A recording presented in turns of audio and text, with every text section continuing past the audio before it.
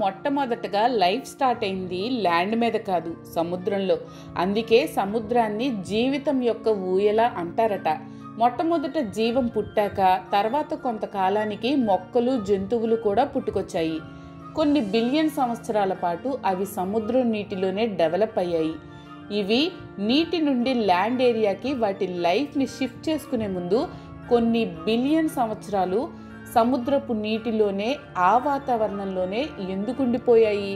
కారణాలేంటి?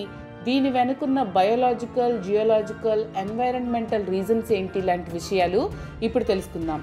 భూమిపైన జీవితం 350,50,00,000 సంవత్సరాల నుండి 400 కోట్ల సంవత్సరాల క్రితం ప్రైమోర్డియల్ ఓషన్స్ అంటే ఆదిమ మహాసముద్రాలలో ప్రారంభమైంది. మొదట్లో భూమి అగ్నిపర్వత కార్యకలాపాలు అంటే వోల్కానిక్ యాక్టివిటీస్తో, విషపూరిత వాతావరణంతో, అంతేకాకుండా తీవ్రమైన రేడియేషన్స్తో కూడిన బ్యాడ్ వెదర్తో ఉండేది. కానీ ఓషన్స్ లేదా మహాసముద్రాలు మాత్రం స్టేబుల్ అండ్ సురక్షిత వాతావరణాన్ని అందించాయి.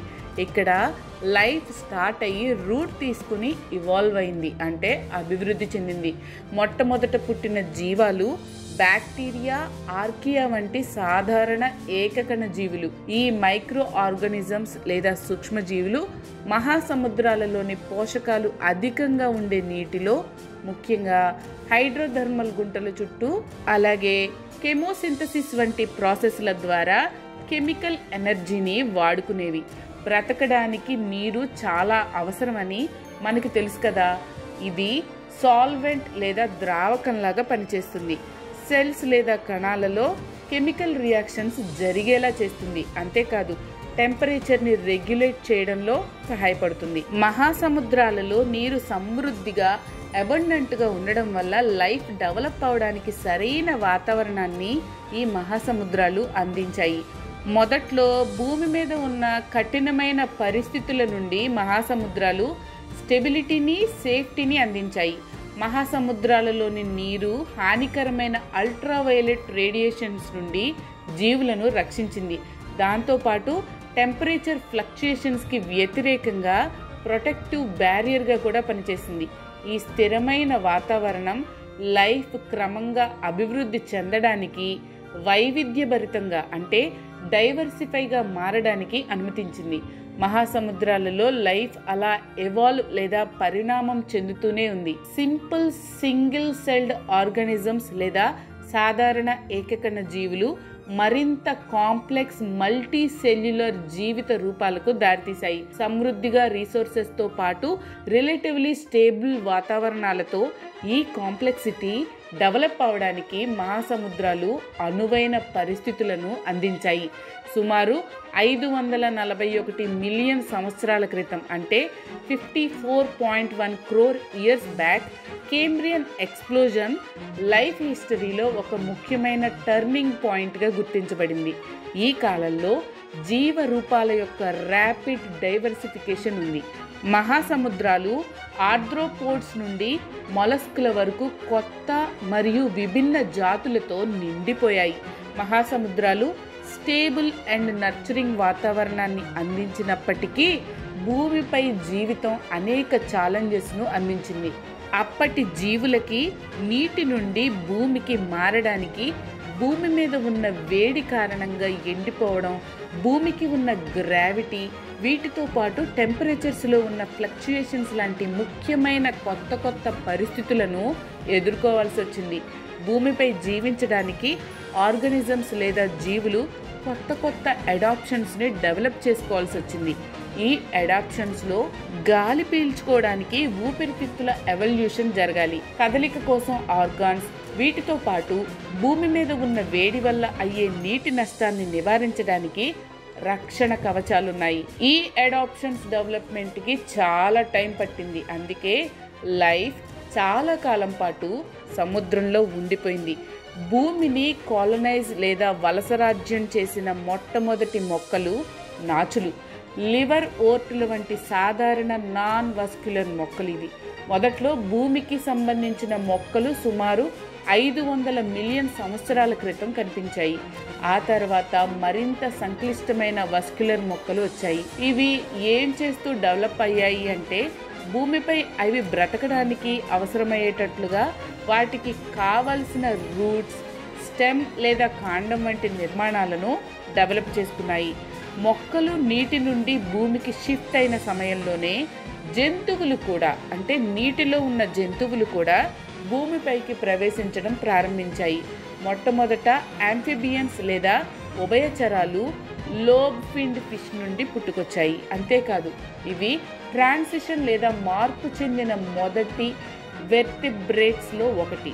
వెర్టిబ్రేట్స్ అంటే వెన్నెముక లేదా స్పైనల్ కార్డు ఉన్న జీవులు అని అర్థం. కీటకాలు మరియు ఇతర ఆర్థ్రోపోడ్స్ కూడా భూమిని వలస రాజ్యంగా మార్చాయి. అవి అప్పటికి అందుబాటులో ఉన్న ఎన్వైరన్మెంట్స్ని మరియు రీసోర్సెస్ని చక్కగా ఉపయోగించుకున్నాయి.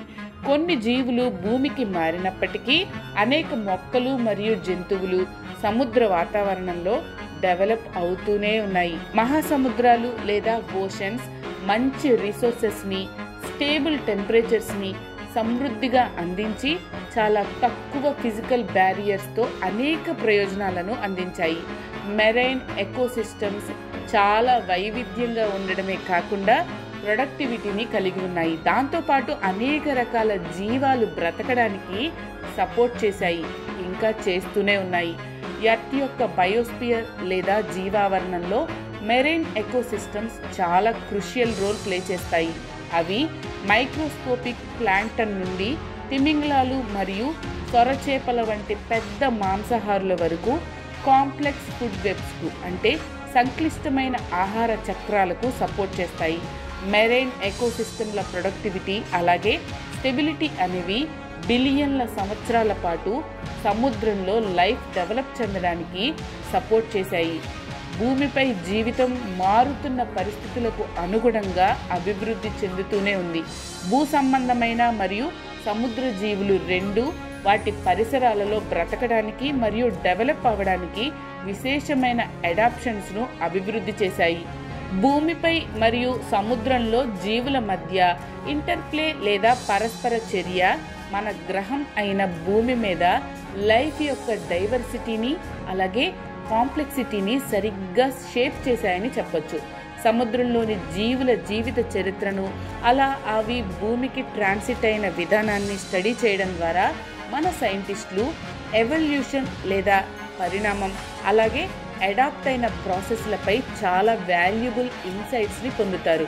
ఈ నాలెడ్జ్ లైఫ్ యొక్క స్థితిస్థాపకత లేదా రెసిలెన్స్ గురించి అర్థం చేసుకోవడానికి అలాగే ఎర్త్ ఎకోసిస్టమ్స్ యొక్క పరస్పర అనుసంధానాన్ని, అంటే ఇంటర్ కనెక్టెడ్నెస్ని అర్థం చేసుకోవడానికి మనకి చాలా సహాయపడుతుంది.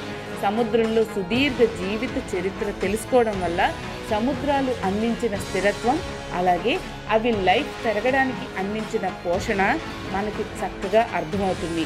ఒక పాయింట్ ఆఫ్ టైంలో జీవుల్లో ఎవాల్వ్మెంట్ జరిగి కొన్ని జీవులు భూమిపైకి ప్రవేశించాయి, మరికొన్ని సముద్ర ప్రపంచంలోనే డెవలప్ అవుతూనే ఉన్నాయి.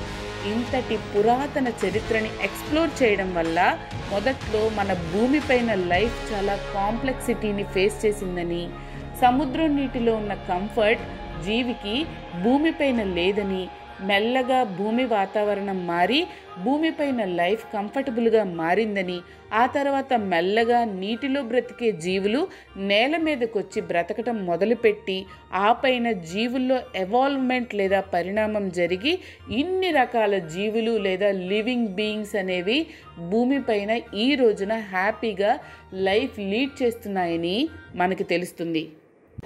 ఈ వీడియో కనుక మీకు నచ్చినట్లయితే, ఇన్ఫర్మేటివ్గా ఉంటే లైక్ చేయండి, అలాగే అందరికీ షేర్ చేయండి. ఇలాంటి మరెన్నో ఇన్ఫర్మేటివ్ వీడియోస్ కోసం ఈ ఛానల్ని సబ్స్క్రైబ్ చేయండి. Thank you so much for watching this channel.